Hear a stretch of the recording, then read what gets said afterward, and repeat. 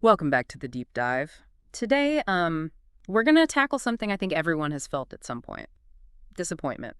And particularly, disappointment in ourselves. You sent us a really cool episode, and it's from the Learn English Podcast YouTube channel. It's called Podcast and Chill, and I'm really excited to dive into this one. It is a good choice. Yeah. I think it's great because it blends practical advice with English language learning, which makes it really accessible to a lot of people. Yeah, exactly. Two birds, one stone.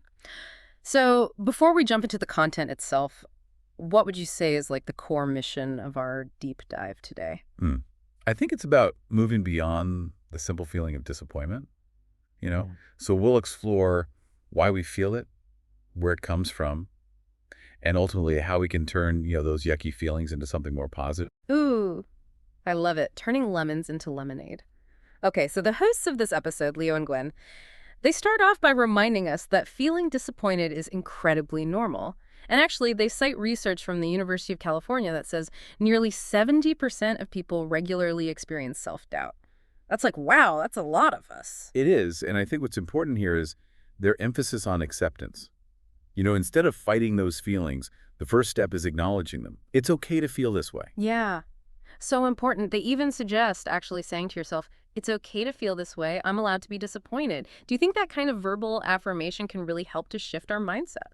Absolutely. Think about it. So often we try to suppress these negative emotions, but that can actually make them even stronger. So by giving ourselves permission to feel disappointed, we take away some of its power. That's such a good point. Now, once we've accepted those feelings, then what comes next? Well, Leo and Gwen, they suggest we dig a little deeper. Try to understand the root of the disappointment. Where is it coming from? Is it coming from unrealistic expectations? Are you comparing yourself to others? Maybe it's a fear of failure. Oh, so it's like detective work, figuring out the why behind the feeling. Exactly. And sometimes the answer can be pretty straightforward. Maybe you set a goal that was a bit too ambitious given your current resources or time. And, if that's the case, you could adjust and try again. Yeah, but I imagine sometimes the source might be a bit deeper, maybe tied to our own self-perception or past experiences. That's right. And in those cases, Leo and Gwen recommend turning to journaling. Ah, yes, the trusty journal. And they specifically mention a psychologist, Dr. James Pennebaker from the University of Texas, who advocates for journaling as a way to process emotions. And there's real science behind this. Putting your feelings into words on paper can actually help clarify them. You might start to notice patterns or recurring themes in your thinking. So it's not about like wallowing in the negative, but more about gaining a better understanding of yourself. Precisely. It's about self-discovery and using that knowledge to move forward. Okay, so this is where things get really interesting. The hosts introduce this idea of striving for good enough instead of shooting for perfection. Yeah, and this comes from Dr. Tal Ben-Shahar, a professor at Harvard who focuses on happiness. And he argues that perfectionism can actually be detrimental to our well-being. Yeah, it's so easy to get caught up in the pursuit of perfection, especially in today's world. But what does that even mean, to be good enough? Well, think about it this way. When a baby is learning to walk, we don't expect them to get it perfect on the first try. We celebrate those wobbly steps and encourage them to keep trying. That's such a great analogy. We wouldn't expect, a baby to run a marathon on their first day of walking. Why do we hold ourselves to these impossible standards? It's a question worth pondering, isn't it? And that's exactly what Dr. Ben-Shahar wants us to do, to challenge those ingrained ideas about perfection and embrace the process of learning and growth. I love that. So how can we apply this good enough philosophy to our own lives, especially when we're dealing with disappointment? Well, it starts with recognizing that setbacks and mistakes are inevitable. Instead of beating yourself up over them, try to see them as opportunities to learn and adjust your approach. So it's about giving ourselves permission to be human, to make mistakes, and to learn from them. Exactly. And that leads perfectly into their next point, the importance of celebrating small wins. Yes. They talk about how even those tiny victories can provide a huge boost in motivation. Think about a time when you felt disappointed about something. Maybe you didn't hit a deadline, or a project didn't turn out exactly as you envisioned. Instead of dwelling on the negatives, what if you focus on one small thing you accomplished along the way? Right. Like maybe you learned a new skill while working on that project, or maybe you simply managed your time effectively. Those are wins.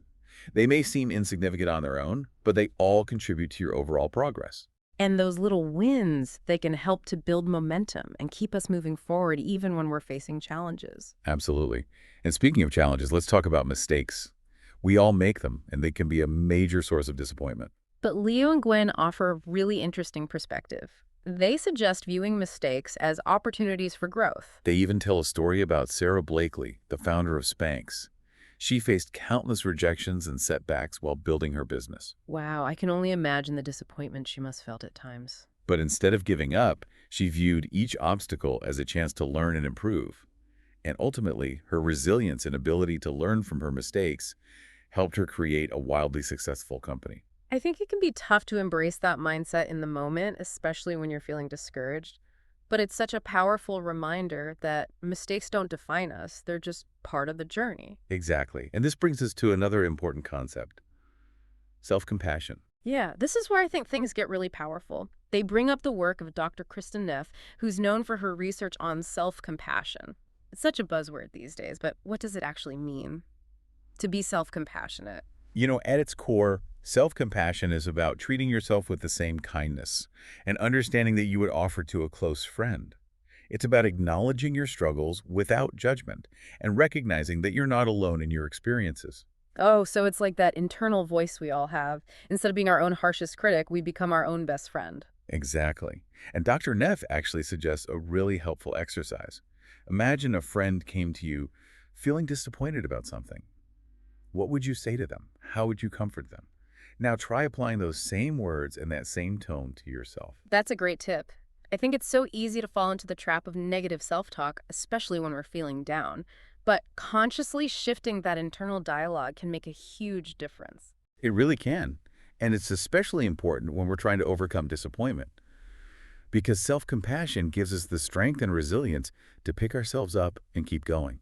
Okay, so we've talked about accepting our feelings, understanding their root causes, and practicing self-compassion. But what about motivation? How do we find the drive to keep moving forward after a disappointment? That's a great question, and it's something that Leo and Gwen address directly in the podcast. They acknowledge that it can be incredibly difficult to bounce back after feeling let down, whether it's a personal setback or a professional one. Yeah, I think we've all been there. You just feel discouraged, and the last thing you want to do is try again. Absolutely. But they offer some really practical advice. For example, they suggest reaching out to a trusted friend or mentor for support. Oh, there's something so powerful about just sharing your struggles with someone who understands. It can really help you to feel less alone and more motivated to keep going. Exactly. And sometimes all you need is just a fresh perspective, someone to remind you of your strengths and help you to see the situation in a new light. They also talk about the importance of focusing on small steps. Instead of getting overwhelmed by the big picture, just break down your goals into manageable chunks. Yeah, this can be incredibly helpful when you're feeling overwhelmed or demotivated. Think about it this way. Instead of trying to climb a mountain all at once, focus on taking one step at a time. And celebrate each step along the way, because those small wins can add up to big progress over time. Absolutely. It's all about creating momentum and building confidence. So as we wrap up our deep dive into this insightful podcast, what are some of the key takeaways that you think our listeners should remember? Well, I think the biggest one is that disappointment is a universal experience. It's something that we all go through, and it doesn't mean that there's something wrong with us. Right, it's part of being human. And acknowledging that fact can be incredibly freeing. The podcast also highlights the importance of self-awareness.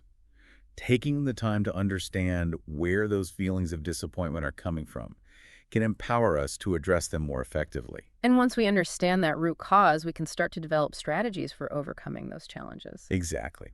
And those strategies might involve adjusting our expectations, reframing our thoughts, or seeking support from others. And let's not forget the power of self-compassion.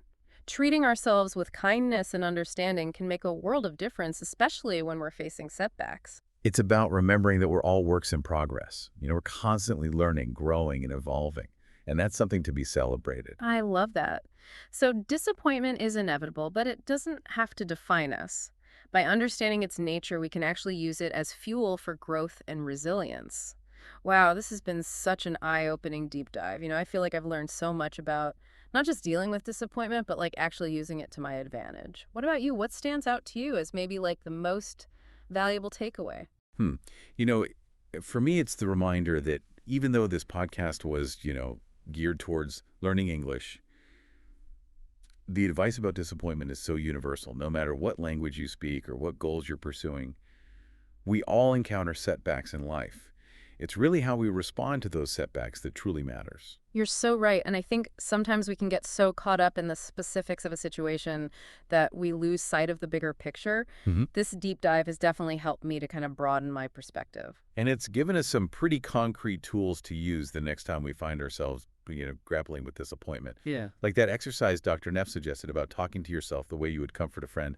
I'm definitely going to try that one. Me too. It's such a simple but powerful shift in perspective. Okay. Okay, so before we wrap things up completely, is there one final nugget of wisdom you'd like to leave our listener with today? I think it would be this.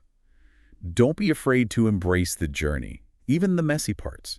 Disappointment is often a sign that you're pushing yourself, trying new things, and stepping outside of your comfort zone. And that's something to be celebrated. Beautifully said. To our listener out there, remember that disappointment doesn't have to be the end of the story. It can be the beginning of something even better. Thanks for joining us on this deep dive. Until next time.